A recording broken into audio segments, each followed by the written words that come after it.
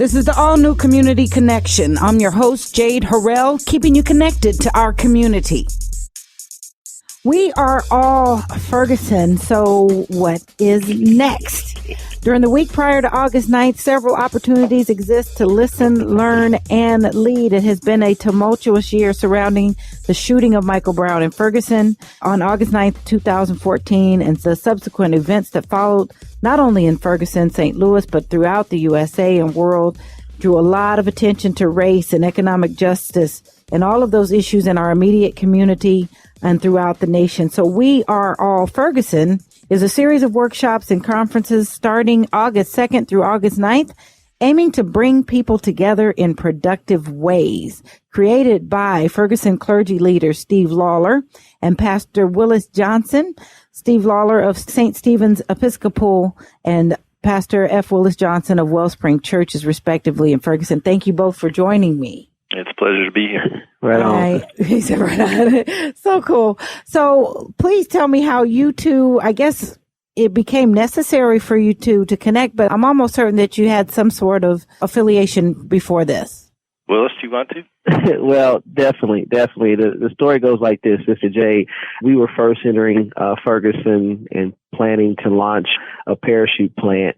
I went around and I asked folks who's already doing great community work and sharing faith at a high level. And the name and the church that kept popping up and being lifted up was Steve Lawler and St. Stephen's and the Vine. His work preceded him, and they were a church that was opening their doors and their hearts and providing a series of resources to the Ferguson community from their corner. And we just hooked up, probably met up one time at Theology on Tap and started rapping and found a lot of synergy and a lot of shared interest in what it would mean to not simply save our community, but serve in tandem and love our community. And it's just been a great friendship. And then, of course, when all broke out, you need to have someone that you can count on to be in the trenches with you. And Steve and his congregation rose to the occasion and availed themselves. And we just lockstep and arm. And ever since, we've been praying.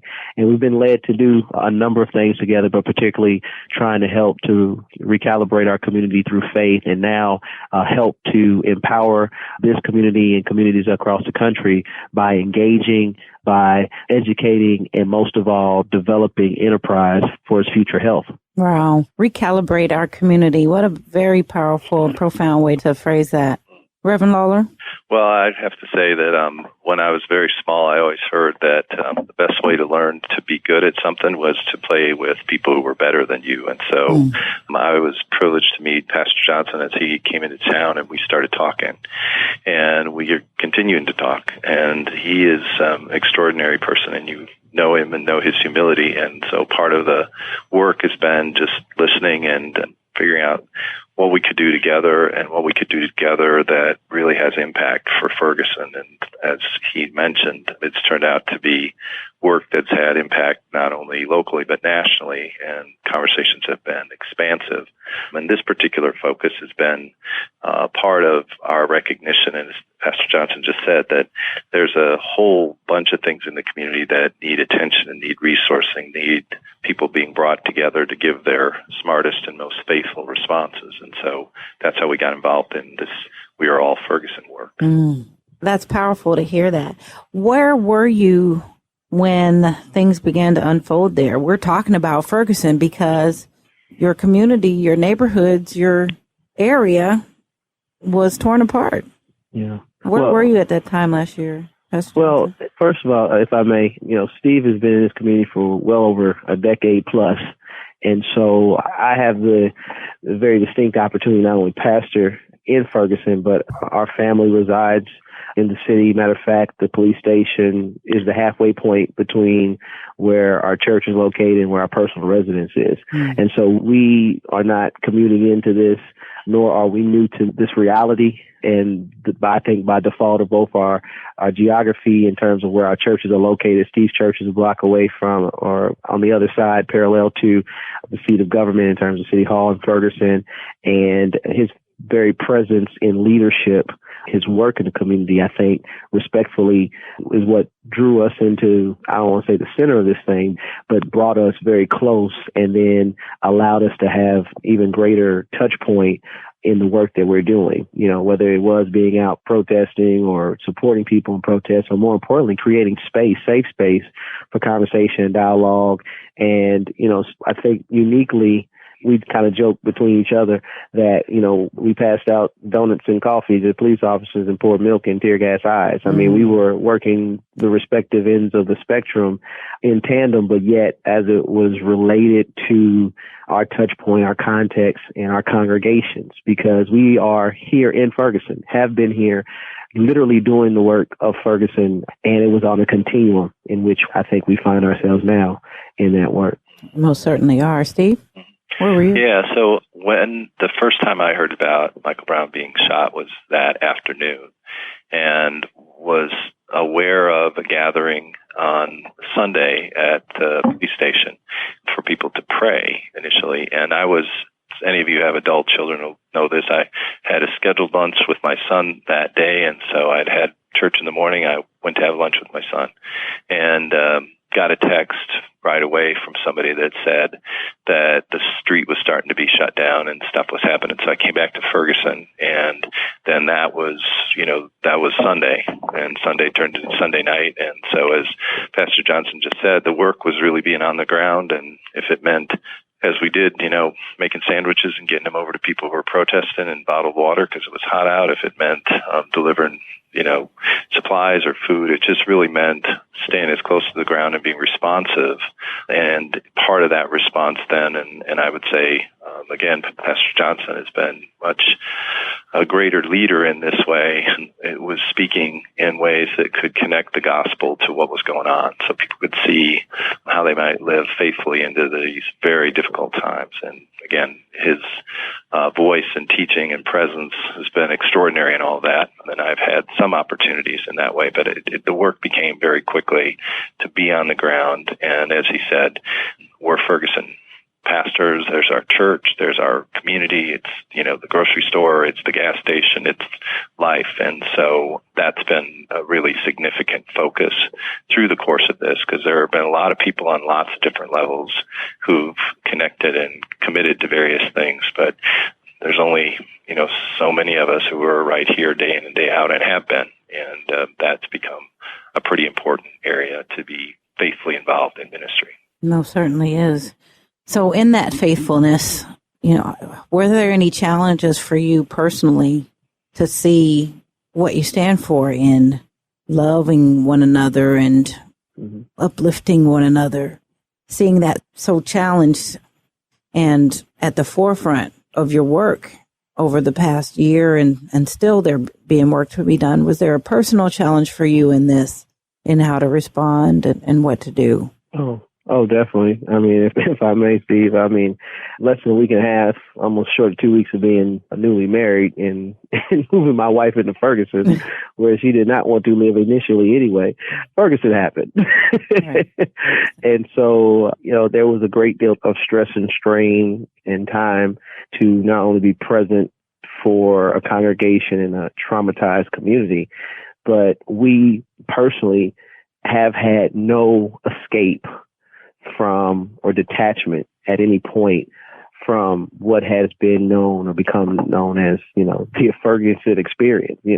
We live here. I mean, every dimension of our life, our work life, particularly for me, and our personal space has been consumed by this reality, and what happens from it continues to impact us because our value of material and otherwise is heavily vested in this community. Our stake has been established in who and what we are together as a family. And so we have a vested interest in this place being not only the best that it can be, but even in some cases being even better than it has been. And then more importantly, to know you hurt for those that you love. And I think, Steve can account for this. People, we know and knew various leaders and stakeholders and players in this, in this situation.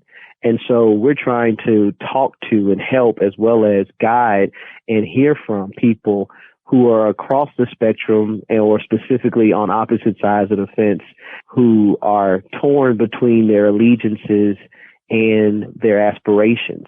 And I think that's easily discounted when you are not intimately, engaged. I mean, it's a lot to be able to critique, but it's also much to be able to allow yourself to be critiqued. And I think that's been the greatest, challenge in this work for me. Yeah, and I would say for me that very similar kinds of things in the work, and probably the part that has been at sometimes hardest is that there is this tension that all of us who work in congregations, and particularly very rooted congregations, we have a call to be prophetic and we have a call to be pastoral. And the prophetic part showed up where there were a lot of people who had that voice. And occasionally, I think, I may have had that voice. I know Pastor Willis has had that voice. And there's the pastoral reality of relationships, and how do you work in those relationships in ways that are about good news. And so I think there were times where I ran out of gas was when I was working in a conversation or in a setting and, people were saying things and, they were things that really took a lot of care to try to, for lack of a better term, walk them back from. Because the kinds of things that were happening were, for some people, and I would say particularly the older, wider Ferguson community, were revelatory in not being the kind of town people thought they lived in, but being the town they really lived in. And those dynamics were not new to my understanding, but I guess my work in being regularly dealing with people who were needed some kind of a challenge and yet out of a place of good news to say, here's what's going on. This is what we are all called to by gospel to care about and to work on. So I think if I hit any spots where I felt like if I could walk away from something that I had to do, I would walk away from that. And that was just my fatigue and my needing to go back to the well. And sometimes that well has been Wellspring and Pastor Johnson, and sometimes it's been, the life of prayer and renewal to keep doing the work. Sure. Well, because it's bigger and much more far-reaching than Ferguson, but Ferguson became the epicenter. And you all are taking on a conversation and circumstance that has led up to this many centuries prior, and that could not be an easy burden to bear, and to try to carry that for this day and time in this area. What good would you say has come from Ferguson? If you had to get up and preach the good news today, what would you say the good that has come from this? God, all things work together for good. Nobody has a response. Well, I'll say something that came right away. Nervous No. There's lots of good news. I would just say one thing that really comes true again and again, whether we read the scripture or whether we look at the life of the faithful people of God in history, is that the trajectory, as has been said by Dr. King, the arc is towards good. And so people show up and they do incredible things and they stand in the fire, and they're unrelenting in their hopefulness and in their willingness to, even if the path isn't clear, even if it's one step at a time, their willingness to stay in there. And so I feel like, and again, Pastor Johnson's a deep inspiration in this way. I feel like we've gotten to be part of the work in Ferguson that's very definitely good news work, and it's, there's miles to go before we sleep, but it's, the Spirit's presence and the noble and passionate and dedicated work that people do, that's really, that's the stuff to get excited about, because it is good news. It's good news lived. And so my hesitancy was just thinking that Pastor Johnson may want to go first or be going first. No, you got this one, bro. All right. I'm still for you. Is that because you've been discouraged, Pastor Johnson? Because, and personally, and I won't air this, I laughed a lot about your cynicism But I know these things are hard blows, and you've seen it from this city to your previous city, some hardships, some real tough things to have to face and bear. So are you discouraged? No, I'm not discouraged.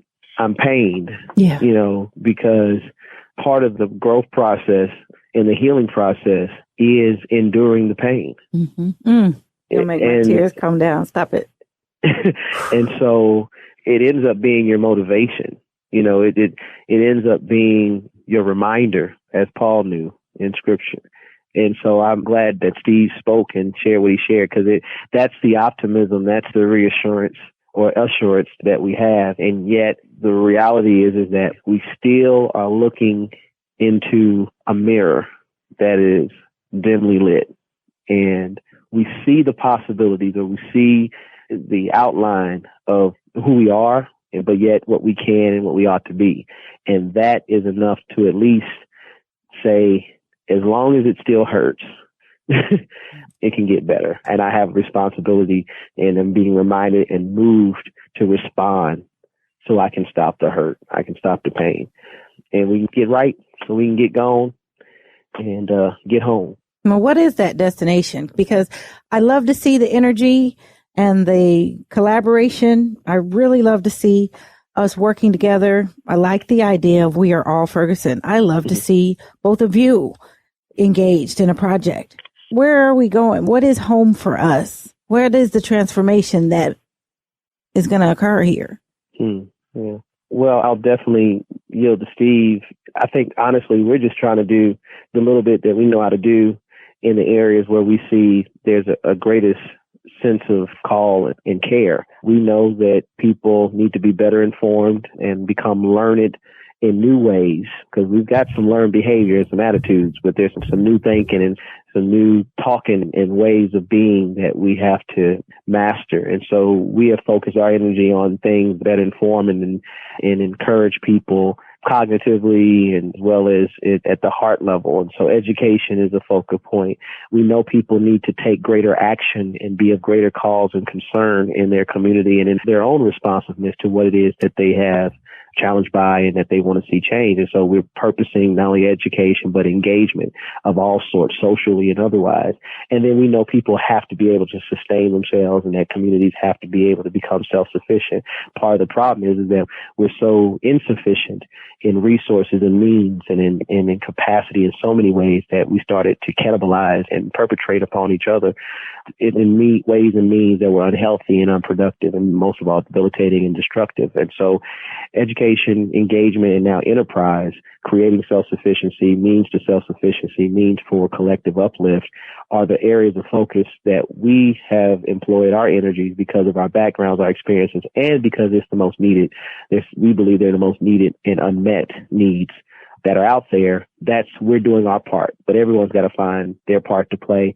And the destination is not far off. It's just one step at a time. Let's just try to get small wins, small victories, do certain things that will at least bring us closer to an understanding, and maybe even whatever that particular destination is. For us in this community, it's one person, one opportunity, one changed heart, one direct action or exercise at a time. Mm-hmm. Yeah, and I think the destination, as Pastor Johnson said, it's close at hand, and it is those behaviors that have people working on the education and what's available for our children and what's available for any of us who are still learning and learning productively and powerfully to make a difference in the world that we're living in, the community we're living in. And that's certainly the engagement part. And then the enterprise part, looking at social entrepreneurial activities and profit activities and bringing resources to bear that people then can be a part of that segment of the community that's not had a good run and hasn't had a good run for a while. And the economics of this particular area have been battered for a while, but have continued, especially after all what happened in 2008, to be just harder and harder and harder. And so it's appropriate and powerful, and the people of God should always lift their eyes up, but they also should have their feet on the ground and their hands on the plow. And that's been the work. And I think the destination is that the people get together, two or more gathered, to do a productive thing. And again, my gratitude for working with Pastor Johnson is that he regularly does the good thing, and he regularly pulls people together to get the good thing done. Mm-hmm. Well, I've been familiar with your work as well, Reverend Lawler, so the same can be said about you. You both have been shining examples of that and great leaders in that, and welcoming vessels for anyone who may wonder or hope that exists. So definitely love, light, peace, and blessings to both of you, and thank you for all of that. We Are All Ferguson will bring community, business leaders, schools, nonprofits, clergy, and others to spearhead discussions, panels, conversations, workshops, prayer, and according to the two of you, action, hands on the plow. All programs will take place at Wellspring Church, 33 South Florissant Rd in Ferguson, 63135 to register. And for up-to-date information, visit weareallferguson.org. Thank you, Pastor F. Willis Johnson and Reverend Steve Lawler. Both of you, I certainly appreciate your contribution today. Well, thank you and blessings. Right on. Thank you. All right, that's it for this week. If you have questions or comments or have something you'd like to include in the community calendar, you can leave a message on our message box at 314-333-8369, 314-333-8369. And for more information about our show or any of our guests, you can visit us online and listen to the podcasts at Spreaker.com. That's SPREAKER.com. And search Community Connection with Jade Harrell. You all be blessed, do blessed, and take care.